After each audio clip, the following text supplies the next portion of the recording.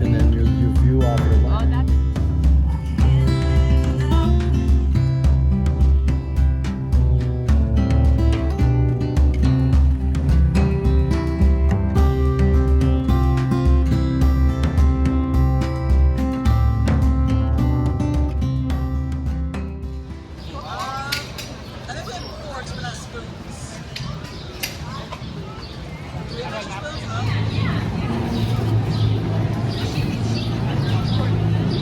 What do you think, honey? Is that Texas hot? No. No, that's not even close to Texas. But it's good. It's good though, right? I like It's it. very good salsa, just not as hot as it would be in Texas. So we're gonna have a couple of tacos, street tacos here at Boomer's. And I know we're looking forward to it. Boomer's actually has a storefront too, where you can go in and get not only burritos, but you can get bowls and you can go ahead and get tacos and stuff. So this is just a little satellite as a vendor for the Glass Fest. All right, schedules for today and yesterday and the day before. Today is Sunday that we're here. We were here last night and we actually saw the John King concert and the fireworks last night and had a good time out on the street. I didn't video at the time, so sorry about that. They've been having a lot of shows here on the stage at Centerway here. We're gonna walk out to the bridge. They got some plein-air artists painting out there. Hi, doing an exhibit. This is Centerway Bridge. You don't drive across this bridge. This is definitely a pedestrian bridge, but it is a beautiful bridge with arches underneath that you can't see from here. But if you looked at the picture that I posted after this, you'll see the arches from the back from when it was being built. The bridge was closed to traffic, it said over there in 1981. It was after I had already left this area. But as a kid, this was the bridge we drive back and forth across, either this or the bridge that's just west of here, which is Bridge Street Bridge. I guess that makes sense. Bridge Street. It was the only bridge for a long It was the time. only bridge until the 1920s. When they built this bridge, and then when did they build the bridge that's in the background over here? About probably in the 80s. Okay, so Because when they went to close this to vehicle, I think they built that, then they closed. They were going to actually tear it down, I heard at one time. And then there was a preservation or historical interest in it, so they converted it to a pedestrian bridge. they've even created a maze that you can start here. sorry. Oh no, you're fine. You can start here and you make your way through till you get out on the other side. This is oil paint. In some ways, it can be easier than it is for water-based paint. It doesn't give you the same washes. Like you can't. Are you part of the plein air painting or not really? Kind of, I guess, because I plein air paint a lot. We were out in. But if you just put it on. Oh, where were we? Oh, the Adirondacks. Yeah, we're in that drawing. And out there, and there was a lady. There was a whole group that come in plein air, and they came from like. It came from. It was a bus Michigan tour. or something. Yeah, yep. There's a lot of groups of people. Oh, really? Yeah, and they came in, and then they all dispersed for the day, and then get back at night. Oh. It was really neat. She was doing really some neat stuff. She was like 79 years old. She really. What do you do? I love this angle. Is the colors? Are those just markers? These ones? Yeah. No, this is watercolors. It's But water. this is it's but a this water is a pen, the pen with water in it. So And it's wow. a paintbrush. Yeah. it's brush. Yeah. You just clean it off a little, and It's just like a normal brush, but it has water in it. you just pick up the color you want. Yeah. Yeah. That is gorgeous. Yeah, thank Did you do the lines in ink pen or? Yeah. Right. Yeah. Normally I let's see. I do.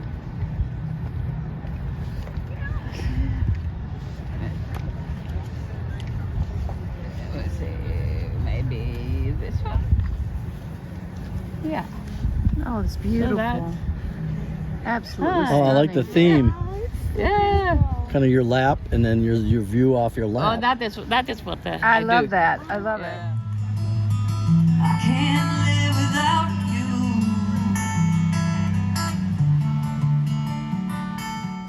They're just all over the place. They are. These are gypsy moths, and they are fast, and they are everywhere. They leave behind their poop. It's nasty. Supposedly they're bad for about 3 years, and then they go into a dormant stage for 7 years. So they were bad last year when we were up in Wellsboro.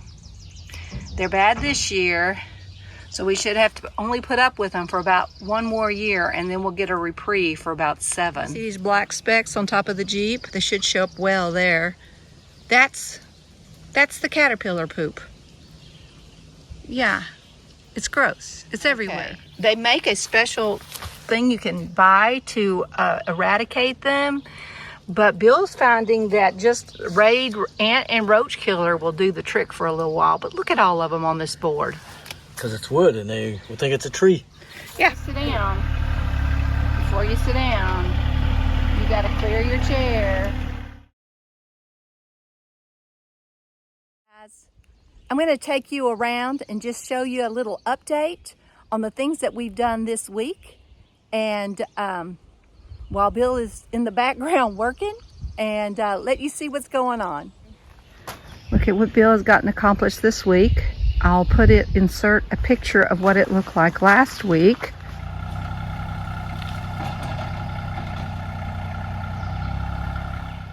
So we were able to match up the rock, or not match up, the rock's not the same, but meet the rock with the other rock in the driveway. And doing tractor work right here and picking up sticks all down this path. And we've been weed eating down there. So yes, when the bulldozer guy gets here, he will have a huge pile here that Bill has created. We're hoping that he'll pull everything to one side, dig a big hole, and just kind of force everything in it, and then just cover it up, and then it'll decay over the years. That's the plan. That's the thought. And then Bill's going to use this chainsaw to go through and cut more firewood. But I wanted to show you that we actually are getting a clearer path. Most of the sticks, except for a few buried ones like this one that are deep in the soil that we just haven't pickaxed out yet. So you can see a little bit better about where our property goes. I'll stop her out here because I'm in sandals. Probably shouldn't be out here in sandals. But there's the end of the property line down there. Oh, I didn't even see these guys. I'm sitting here talking and they're just... But the house is going to go up there on that knoll. That's the highest point on this hill. We're going to call it Scout Ridge, right there. And that's about where the house is going to go eventually. The garage, the shed, the septic will go off to the side here. The well will go up there. That pile right there, Bill's going to be cutting up with his chainsaw to make firewood from, a lot of it. We also bought a wood chipper, so I will be manning the wood chipper. We haven't used the generator in a long time. Bill's kind of looking for a bigger generator to kind of run when it gets really hot, that might run our air conditioner. Our solar panels, we have 3, and then we have a floating one that we can put out front and move with the sun. But none of those are strong enough to run the air conditioner. Right now we're okay. And at night it's still cooling off. We were worried about leaving the tools out in the rain. And so now we've got a place where we can put this. Oh, there's the wood chipper. Yeah, remember I told you that we bought a wood chipper? Picked it up, and we're going to start using that to chip some of the smaller stuff into mulch. So we can use it around the trees, especially once the bulldozer guy comes. We'll be able to mulch up a lot and then protect some of the trees around. We still haven't done anything with the tree that Bill felled last week because we were thinking that this part right here would make a nice bench over by the fire pit because of its size. So we're still thinking on that. If we decide not to do that, he'll finish cutting that up. brother-in-law and sister-in-law let me have the bike, just so that until we get an address on here, we can say we're the driveway with the bike. Hey guys, I wanted to take just a few minutes to explain to you what boondocking is going to mean for us. Just in case you don't know what boondocking is, boondocking and dry camping are the same thing. It just means you're camping without any amenities, water, electric, sewer, hookups, none of those kinds of things. So we're on our property right now. We just bought it. We've had it for about 2 weeks now. And last week we brought our camper up here. So until we get electric and water and a sewer, we've got to do things kind of conservatively. So I thought I'd kind of go through and show you exactly what that means in an Airstream. Now, every camper is a little different, but since I talked about the solar up there, I thought this might be a good time to talk to you about how the solar and our generator helps us to make it through things. So I'll start with electric, then I'll talk about our water, and then lastly I'll talk about what we're going to have to do, because our biggest limitation is the size of our black tank and gray tank. And so I'll explain that toward the end of wrapping up what we are going to be doing for boondocking. Okay, so let's get started. We have all of our lights. We have all of our lamps. And as long as we're getting a lot of solar, we can run these without any issues. We try not to run them much during the day because they generate heat and it is summer. But also it does take away from the electric, so we only run them for a short time and at night only as we need them. So basically our light situation is basically the same as if we had hooked it up, except we just try to not run it quite as often. You know, we're more careful. Another thing that you have to deal with when you are not hooked to an electric outlet post at a campground is you have to use your 12 volts. We actually have 3 of these outlets. We have one here, and yes, it looks like the one in your car. We have one here. We have one above the TV, and we have one in the back bedroom. When you have these, you can charge things just like you would anything else. Right now, we're charging our candle lighter. We charge our drills, our vacuum cleaner, do all kinds of things. And then anything that takes a 110, we plug this. It has one of those ends. This is called an inverter.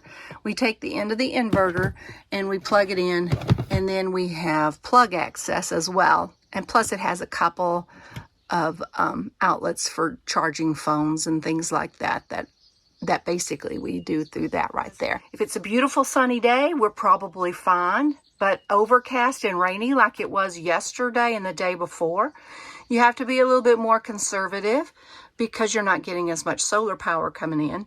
But that's where the generator comes in. Another thing with the electric and the solar and the generator is you're limited as to what you can run. We only have 3 panels on the roof of our Airstream, so it's not enough to run the air conditioner. So we don't have air conditioning, so we have windows open, doors open in the heat of the day. You know, sometimes you just can't stay in here. And as the summer progresses, we're probably going to have to figure something out, get a larger generator, which I said earlier, Bill's looking into. I can't run my air fryer and my Instapot or any other large appliances. We don't have a microwave, but if we had a microwave, we would not be able to run that on the solar power that we have because it takes way too many amps. One other thing I was thinking about is that our stove works just fine. Our stove runs on propane, so we're good there. We don't use our oven very often, but we do use the top of a stove. I do tend to use the Instapot and the air fryer more often because the pilot light's just so hard to light in the oven. But yeah, those are a couple more things to add for the electric before we move on to the water. All right, our water, when we're not hooked up to a spigot or faucet that runs a hose to the camper, is run on a pump.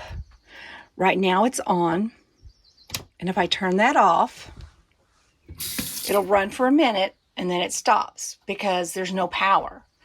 Now, if I turn it on, it'll make a noise. So listen for the noise. When you're hooked up to a campground or somebody's faucet or spigot, then it doesn't make a noise. It just sounds like water coming out of your household tap.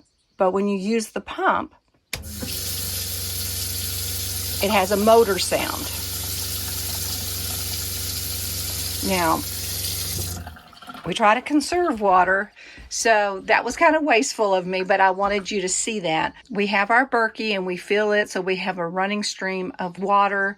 We just have water brought in. Water is not really an issue. We can get water from the store, from friends, and we have big jugs to bring it in, and we can just put it right into our fresh water tank, and then we're good to go.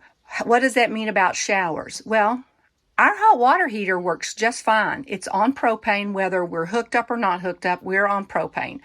So we can get hot water. The issue is the amount of water that we put into the tank. So yes, we do have to take Navy showers. So basically, we turn on the water, get wet, soap up, rinse off. Same with the hair. Get it wet, shampoo, rinse it off. Minimal water going into the gray tank. Our gray tanks and our black tanks do fill up, and we've got to take care of that. That's our limitation. So we've got a couple of options. One, we could go down to the campground in Campbell that's about 6 miles away, and we could dump it and come right back. Or we can go to Wellsboro, which is where our seasonal spot is, and we can enjoy that area for a little while. So tomorrow we're leaving here.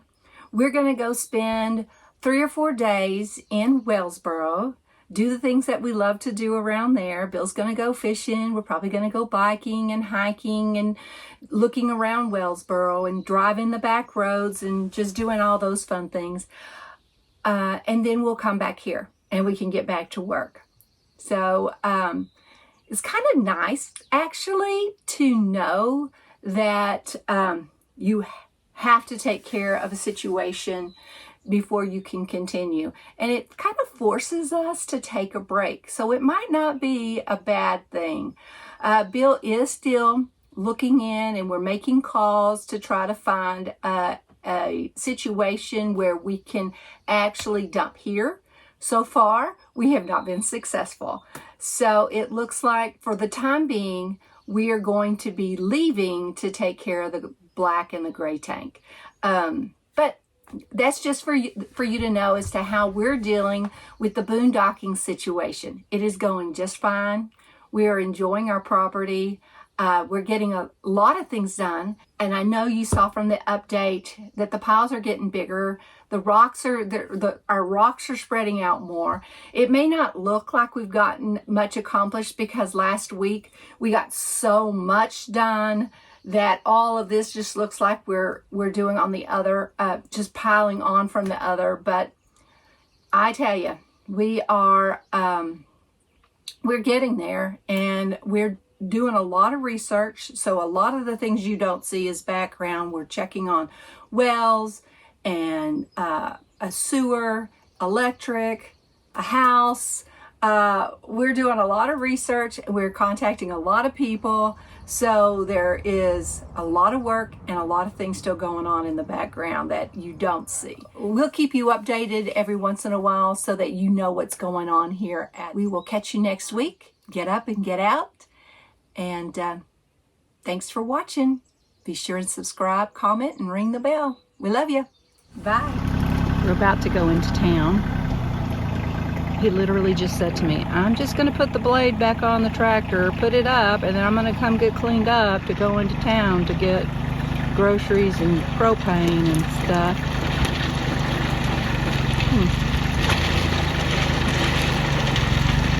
It's all good. That's the great thing is we are flexible. We're not on